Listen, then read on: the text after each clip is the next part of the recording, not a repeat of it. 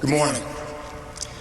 On behalf of Bobby's brother and sister firefighters of Boston Local 718, the Professional Firefighters of Massachusetts, and the International Association of Firefighters, it's a privilege to stand before you today in commemoration of my brother, my friend, Bobby Kilduff. I want to thank the Kilduff family for this humbling honor. The past several days have been incredibly difficult for all of us who knew and loved Bobby, and I can't imagine what they've been like for you. Hannah Jane, Mason, Jess, the courage and resiliency you've demonstrated is incredible and inspiring, and that speaks tremendously to not only the people that you are, but the people that Bobby helped and guided you to become. The past several days, you have been our rocks and our foundation, just like Bobby was to us. Amidst the emotion of the past several days, it's been difficult to find the words that can capture the gravity of such a tremendous loss. But not far from where we gather this morning stands a memorial to another tragic day for Boston firefighters, the Hotel Vendome fire, where in 1972, 9 of our brothers also gave their lives in the performance of their duties. Inscribed on that memorial and etched in stone reads, "Losing a firefighter brings back every other loss." As firefighters, we strive to embody and uphold everything that is good, noble, and just. Selfless dedication to a cause that we believe to be greater than ourselves, protecting the lives of others, no matter what the cost. Losing any firefighter who has committed their lives to such noble intent is tragic, because it tears and shreds at the fiber of what we represent and what others believe in us for. Losing a firefighter like Bobby Kilduff is devastating, because no one embodied or believed in our principles, our cause, and our mission more than he did. Not just a firefighter, a United States Marine, a humanitarian, and a true friend, and above all else, a father.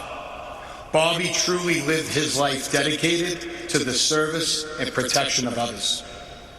We feel this loss tremendously, because not only does it bring back every other loss that we have experienced, but because so many things will never quite be the same because of the absence of Bobby, a man who lived a life and leaves behind a legacy far greater than any one person could ever dream of achieving.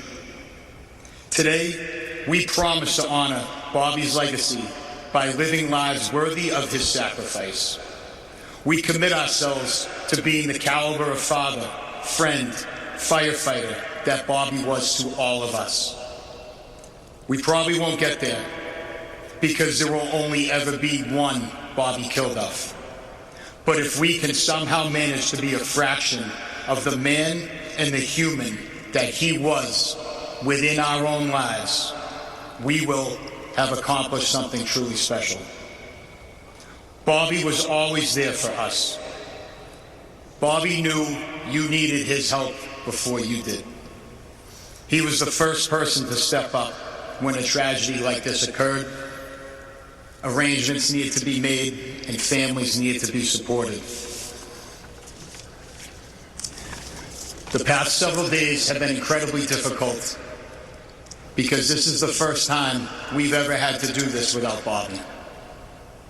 I hope we got it right, and brother, I hope we made you proud, and we'll never stop trying.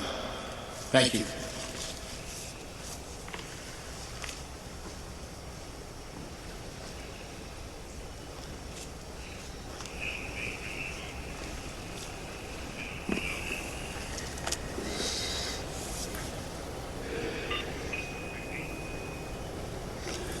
Thank you, President Dillon. Next, it's my pleasure and honor to welcome Bobby's brothers from Rescue Company 2. Greg Kelly, and Vic Gabor.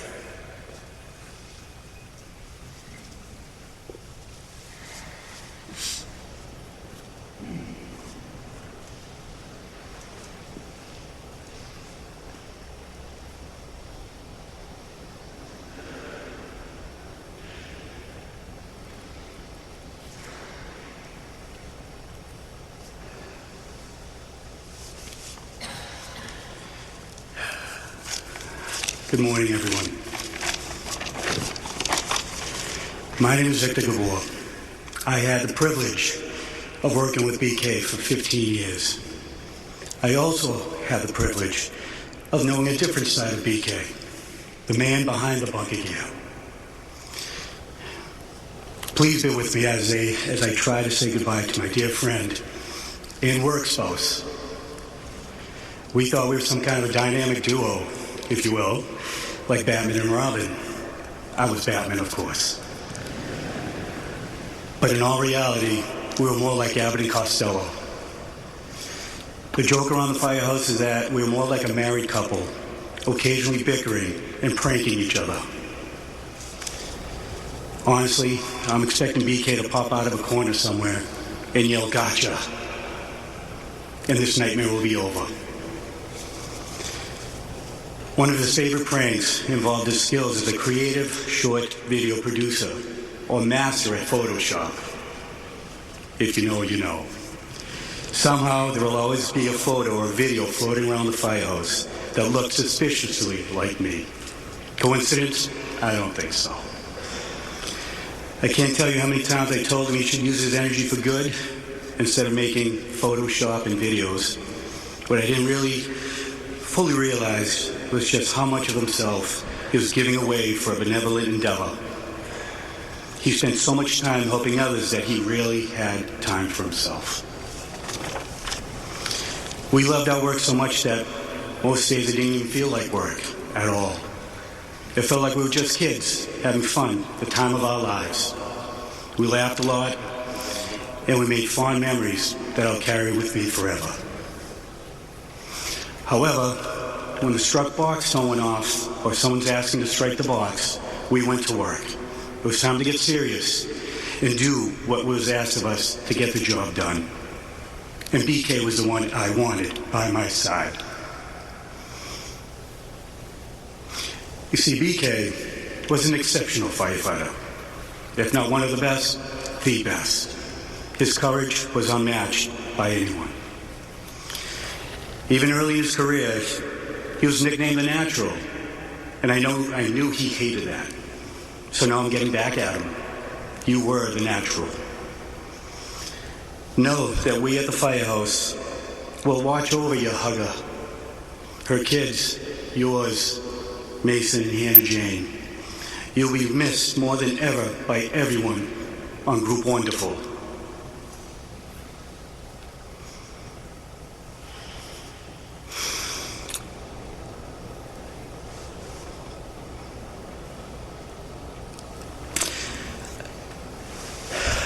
I wish I could tell you how much I love you and how much I'll miss you. But yo-hi-yo, BK, we'll take it from here.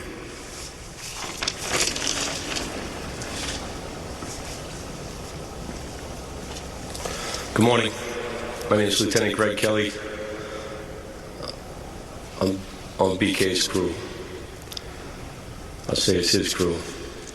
He's leaving such a hole in this crew, I can't explain it to you. But what I want to say to the family, Jess and the girls, Hannah Jane, Mason, I just want you to know that you've heard a lot about how exceptional of a firefighter he is. We've heard a lot about him over the last couple of days. I want you to know that he didn't die alone. He died surrounded by his brothers in that room at the hospital. He was surrounded by his brothers. I had Father Uni and Father Curry with us, and he was anointed by the Holy Spirit.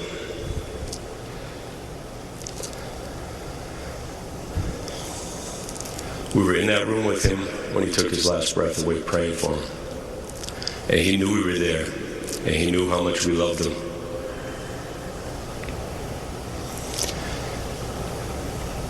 I take a lot of comfort in knowing that he was doing what he loved so much at the time his life was lost.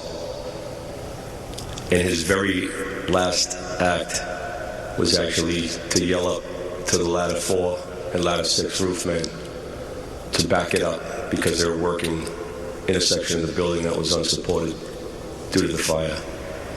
His very last act was to push 2 firefighters out of a dangerous area with, as Vic just said, "Hey, hi-oh."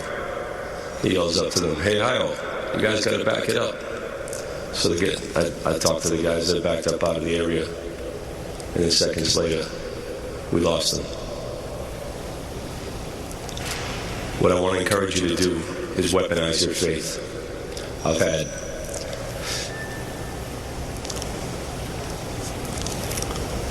a couple of dark moments in my life, but I always had a light that shined on me. Okay? I always had a light that showed me the way and carried me through the most difficult of experiences.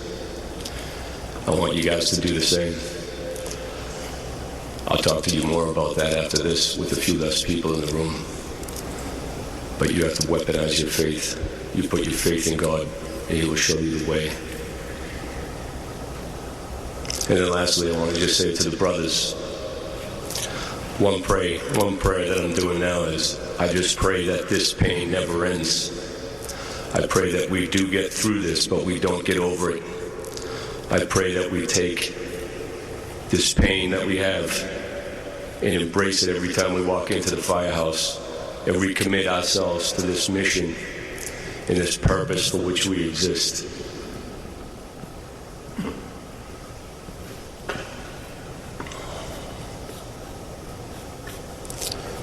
Back on the family, Jess, the girls, the young adults, we're going to be there for you.